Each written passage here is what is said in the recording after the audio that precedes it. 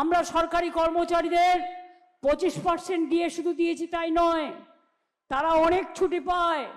দুর্গা পুজো হোক, কালী পুজো হোক, ছট পুজো হোক, বাইরে এমনকি 5 বছর অন্তর তারা বাইরে বিদেশেও যেতে পারে, রাজ্যেও ঘুরতে পারে।